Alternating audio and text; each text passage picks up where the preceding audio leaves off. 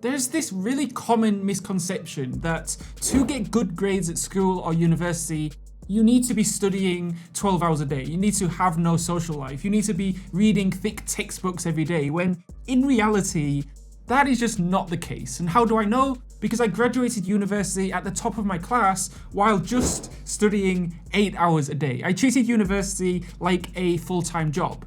But what that meant was that I did have a pretty decent social life. I did exercise, I did go to the gym, I did play football quite often. I worked on my business part-time, so I had a pretty healthy lifestyle while at the same time achieving pretty decent grades.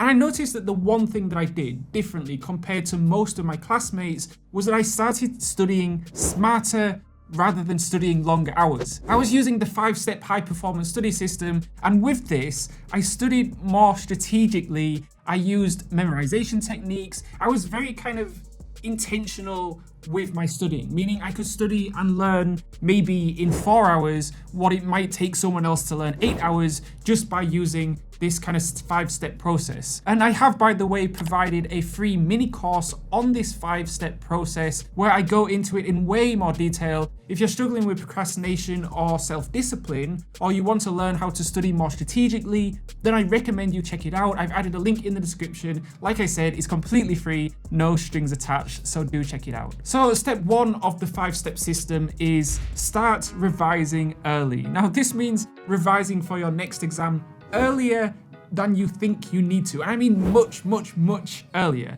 If you think it will take you 1 month to revise properly for that exam, double it and take 2 months to revise for it. And this is step 1 of the system because it's the single easiest way to achieve higher grades with the least pressure and stress. There are so many exams where I walked into the exam hall completely calm because I was 100% prepared, whereas a lot of my classmates were stressed out. They maybe hadn't slept all night because they pulled an all-nighter in the library, and it's like starting your revision 1 month earlier or 2 weeks earlier or whatever is so simple, yet I really can't emphasize how important that step is. Automation.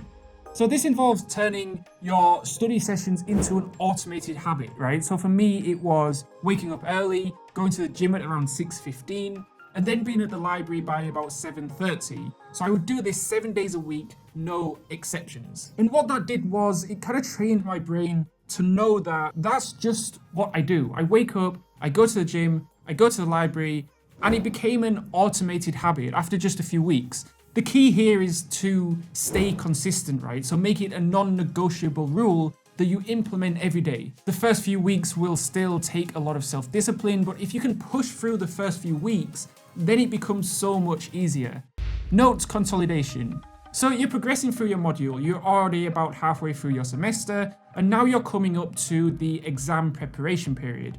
So at this stage, the idea is to collect all the notes you have taken when you were sitting through the lectures and organize and consolidate them so you have everything you need ready for the exam revision period. Now, this step doesn't usually take too long, right? Anywhere from an hour to a few days, but it's a crucially important step, and I'll tell you why. Every time you organize your notes, you're kind of subconsciously doing the same thing with your brain, right? So you're reorganizing all the information you've learned from your lectures in your brain.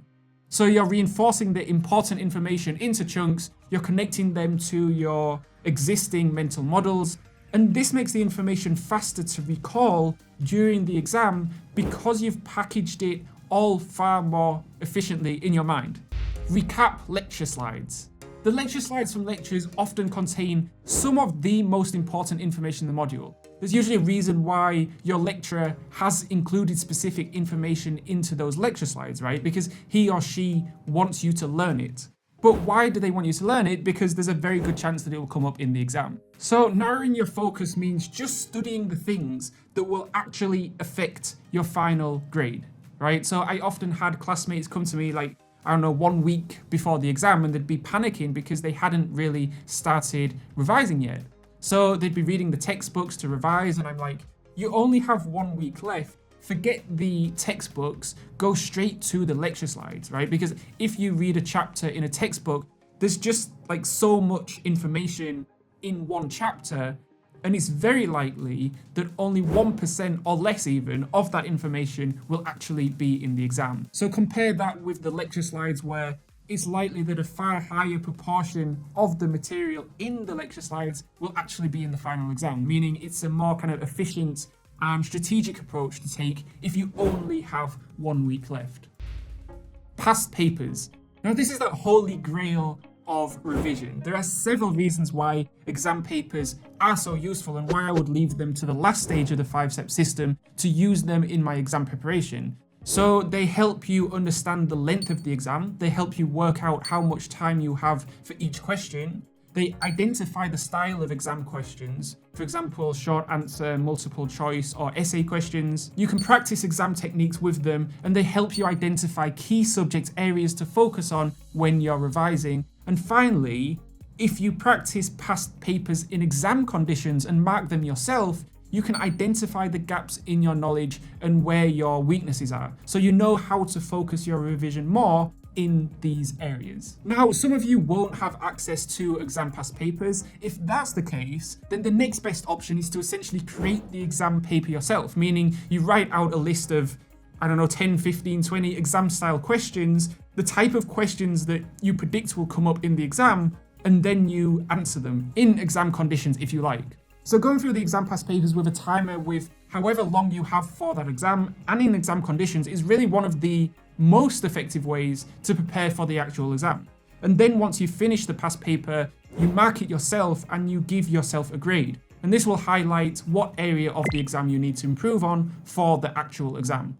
Like I said, this is just a summary of the 5-step high-performance study system. The full mini course is available for free for a limited time, so you can click the link in the description to check that out. And if you like this video and you want to learn other speed learning strategies to improve your grades, you can check out a video that I uploaded recently called The Complete Guide to Speed Learning 19 Memorization Hacks by clicking on the card on the screen. Alternatively, I made an entire playlist with all my study smarter, not harder videos. Again, you can click on the card on the screen to watch that, and you'll be a speed learning genius by the end of them.